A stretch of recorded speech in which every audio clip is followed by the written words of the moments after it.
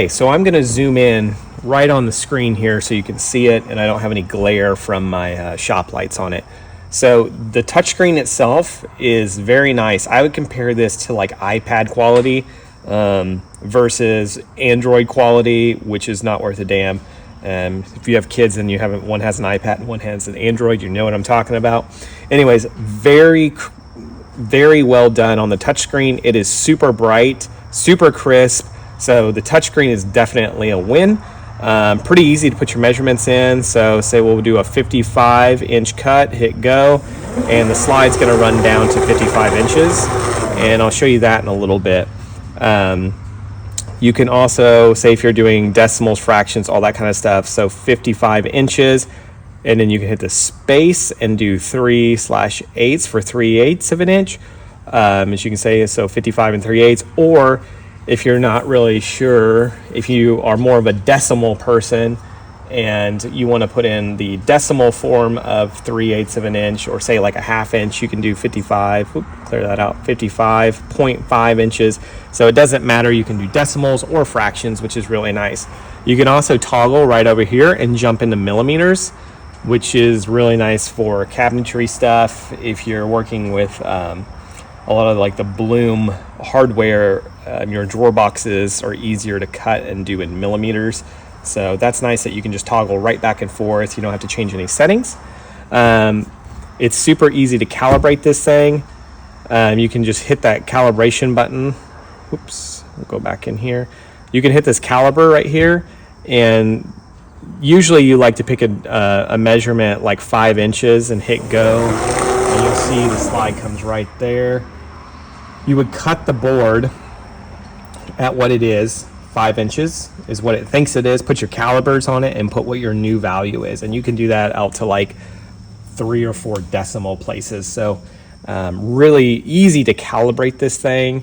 And it doesn't get off. It's just easy to calibrate. And the reason they made it so easy to calibrate is because this is also made to be used maybe for a portable miter saw. So if you set this sucker up on a trim site that you're on for a few months, and you break it down and take it to your next location, or put it back in your cabinet shop or something like that, you can calibrate it with just in like seconds. So it's super easy to calibrate. So we'll jump back in here and look at some of the other features. You can go to this thing called lists, and these are lists that are created, and you would just hit go on your list, and it wants to know what your stock length is. So it has optimization built into it, and this is something that's really nice, and one of the reasons I got this model over the other one. So say in your list you measure your first board and there's a knot and you only have about 48 inches to work with, then you would hit go.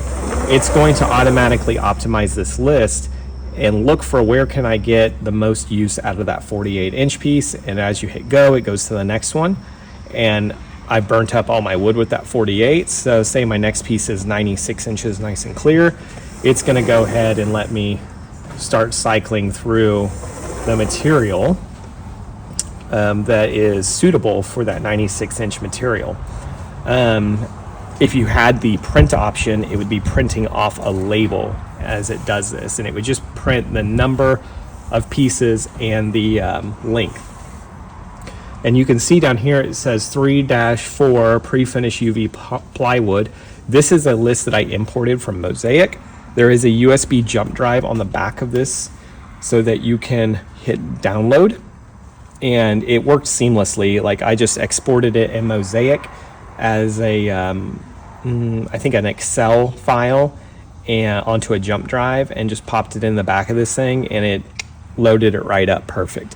You can also create your own list inside here by just hitting this plus, and you can start typing out how many pieces you need and just kind of go from there. Save it up, go back. Oop. Anyways, I haven't played with this feature too much, but you can add one, and 62 inches, quantity 3, and save that. Save. Back. And you can build a part list inside the program. pretty easily. And when it does this, it will optimize it so you'll get the best cuts out of it. So here's another cool feature on the home screen. It's got crown and base. I haven't messed with this crown and base section very much, so I can't tell you how well it really works, but it will cut baseboard and crown, and you pop in, like if you're doing inside corners, outside corners, and you can toggle between baseboard or crown, which is a pretty cool feature. Like I said, this is meant to be used on site as well, not just in the shop. So what I have used is a very similar feature. I've used this picture frame. So if you were cutting mitered frames for cabinet doors, you could use this, and it offsets for the dado, and it accounts for that.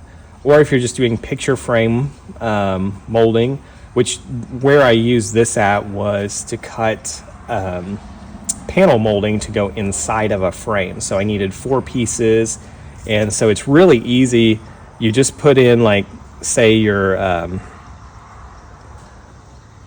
put in like how wide you want it to be from the heel of the miter to the heel of the miter, how wide the material is, and then the angle that you want it to come out to, and then the rabbet depth. And that's like for your panel, your glass mold, or any of that. But say you don't have a rabbet, you can leave this at 0. And so now whenever you go to the next feature here, it's going to tell you to turn your saw to the right to cut your first piece. And then it's going to tell you to cut the piece. And then it's going to tell you to turn your saw the other way and slide the material down and butt it into the stop, and then cut your piece. And that's going to give you this mitered section. On the main screen, this one's pretty handy. You can see like the butt stop to the heel of the miter. So like this is for a, say, casing leg, or anything that you need. I used this when I was trimming out my house. So the angle that you want inside here is going to be 45 degrees of the cut.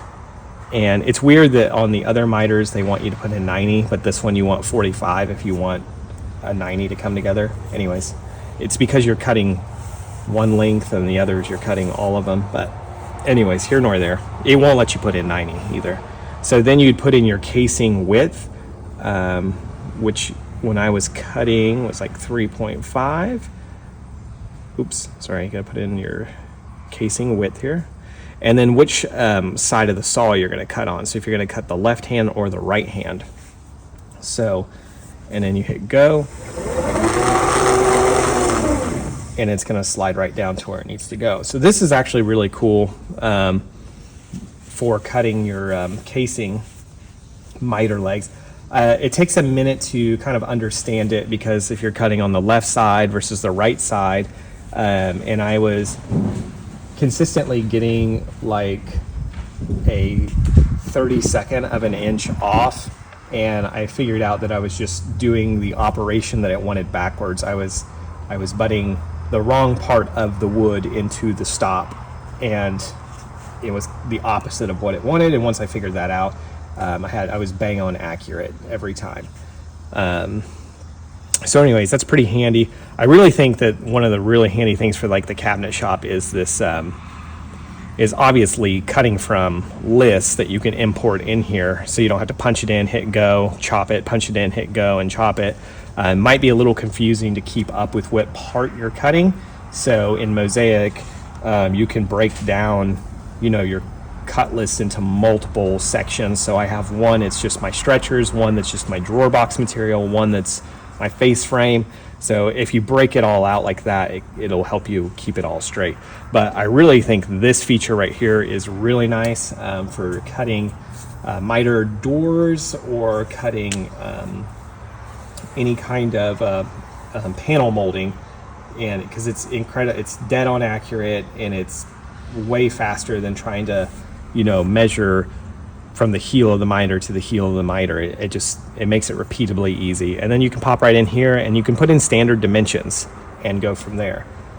So that's super handy. Anytime, any dimension you want, 45, slides right down. It's very quick. The thing moves fast, and I'll do some shots of it moving. You can also incrementally move it an inch at a time. You can go into the settings and change how much it moves whenever you push that button. Got a sleep mode, user profile here. You can put in your codes, interface, your software, the IP address of the thing. One thing that's pretty cool, let's pop in here to this. So you can rehome the thing whenever you hit this, the home stage. This is how it zeroes itself out and finds out what the longest run it can cut is. I opted to get the 12-foot model. There's a pretty big price jump between the 12 and the 8-foot model. And most of the material I cut is not longer than 8 foot, because any cabinet part, I'm not cutting cabinet parts that are longer than 8 foot very often. But I did go ahead and get the 12 foot, and I'm glad I did. So if you're on the fence, I would definitely get the 12 foot. Okay, we'll put in a just an easy measurement, 45 inches, hit go.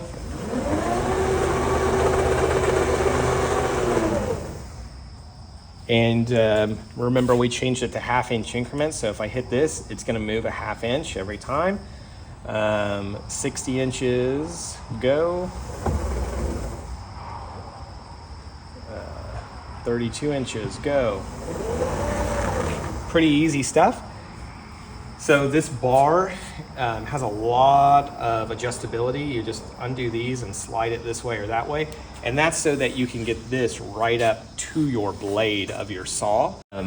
There's a couple of Allen screws here to adjust this thing up like this or in so that it doesn't rub on the aluminum, which I don't think it really would hurt it, but it's more so whenever it goes into the bed of your saw, it doesn't hit your fence. It just has these clips that screw down, and then the aluminum pops into the clip, and then you tighten this nut up here and then it pinches it in. It has a sprocket for the control module down there to be set up on this side. So if you decide one day you can reconfigure your shop and you wanted to cut on the other side and you wanted to put it down there, you totally could. All in all, it's a very well made unit. I really enjoy it. It's so far coming in really handy, and I'm excited to get going on it and use it on a project that I have to cut a lot of parts for, like cabinetry, and go down through and use the list feature in it. Also, I know that I have a cheat sheet here for decimals, because whenever you're doing cuts like on this miter, as you notice, you lose your ability to have your space bar, and so you have to know what the decimal of 3/8 is basically, or of a quarter or of a half. You have to know the decimal, versus like if you're in here, you can have 33 and 3/8, and then whenever you're in the miter function, if you want to do the 33 and 3/8, you have to know that that's 0.375, so 33.375. You got to put it in up here, not here. This is how wide your trim is. The only other thing I don't maybe like about this, the programming side of it, is I wish they would maybe change that to where you had where you could put in your, you don't have to know the decimal, you can put in the fraction. Is that whenever you cut your 45 here and your casing, say it's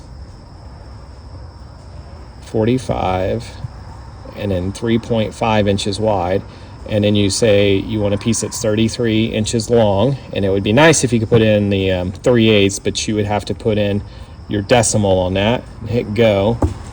Once you do that, you lose your settings over here, so you've got to put in 45, 3.5, and then your next one. I wish it would save it over here so that you don't have to input that in every single time.